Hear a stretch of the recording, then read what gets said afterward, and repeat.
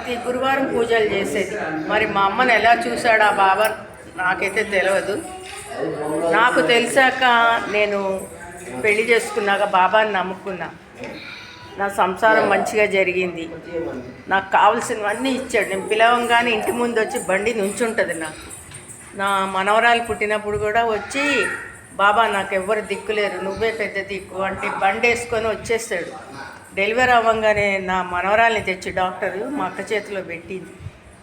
అంతే, కిందకెళ్ళి మేము చూద్దామనే వరకు, డబ్బులు ఇద్దామనే వరకు బాబా లేదు, బండి లేదు.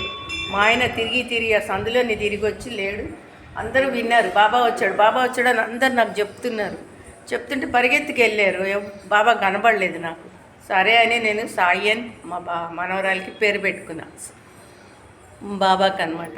ఈ తర్వాత నేను ఇల్లు కట్టుకోవాలనుకున్నా, పిల్లలు పెళ్ళిళ్ళు చేయాలనుకున్నా, అన్నీ సవ్యంగా జరిగినాయి. నా దగ్గర అయితే రూపాయి లేదు.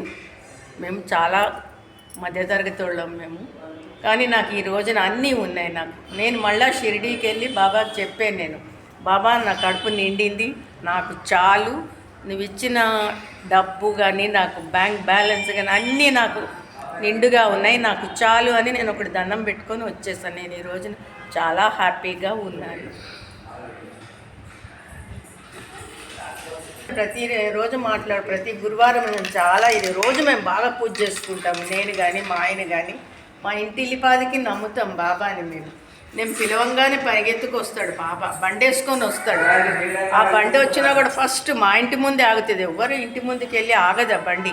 చాలామంది అడుగుతారు, నువ్వెందుకు వెళ్ళి అక్కడే ఆగుతావంటే, ఏమో వాళ్ళు పిలుస్తాను నేను వస్తాను అంతేగాని అని అడుగుతారు అందరూ. నాకు అది మొదటి నుంచి అలవాటు అయిపోయింది. నాకు ఏ కష్టం వచ్చినా బాబా ఇది కష్టం తీరుతుంది, నువ్వు వచ్చావంటే నా కష్టం తీరినట్టు. పొద్దు నేను బెడ్ మీద ఉంటాను, బాబా బండి ఓం సాయి అంటూ వచ్చేస్తాడు. ఇంకా గబగబా నిద్రలోనే లేచి వెళ్ళి నేను ఆయనకి ఇవ్వవలసినవి ఇచ్చేసి వచ్చింది మళ్ళీ నేను పడుకుంటాను. నేను అట్లనే కాకుండా నాకు ఇల్లు కట్టేటప్పుడు డబ్బులు ఎక్కడి నుంచి వస్తున్నాయో నాకు తెలియదు. మాకా స్వతహాగా డబ్బులు లేవు. నేను బ్యాంక్కి వెళ్ళేదాన్ని, డబ్బులు తెచ్చేదాన్ని. 4 ఫ్లోర్లు ఇల్లు వేసుకున్నాను. ప్రతి ఒక్క ఫ్లోర్కి బాబా కష్టం లేకుండా నేను ఈ గుళ్ళోకి వచ్చి ప్రతి రూఫ్ వేసుకున్నప్పుడల్లా ఇక్కడ అఖండ దీపం పెట్టి వెళ్ళేదాన్ని. నేను ఆ రోజు వాన పడకుండా చక్కగా నాకు ఆ రోజు సవ్యంగా జరిగేది. ఆ రోజునే నేను ఇంట్లోని బాబాని ప్రతిష్ఠించాను. షిరిడీ నుంచి బాబాని తీసుకొచ్చి పంతుల్ని పెట్టి పంతులే ఎంత ఆశ్చర్యపోయాడు నేను ప్రతిష్ఠిస్తే ఇంట్లోని. నేను చాలా సంతోషించాడు. ఆ రోజు నా బాబా వ్రతం చేస్తే ఎంతమంది వచ్చారు. ఆ రోజు బాబాకి ఇది చందా పడింది, 3000 రూపాయలు చందా పడితే పంతులు ఎంత మురిసిపోయాడో, నిజంగా నువ్వు షిరిడీ నుంచి బాబాని తెచ్చేసావు అనేసి. నాకు ఈ రోజున చాలా సంతోషంగా ఉంది. నేను ప్రతి గురువారం చాలా బాగా పూజ చేసుకుంటా. ప్రతి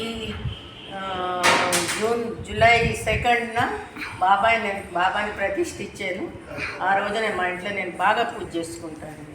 మా మనవరాలు పుట్టింది ఆ రోజున.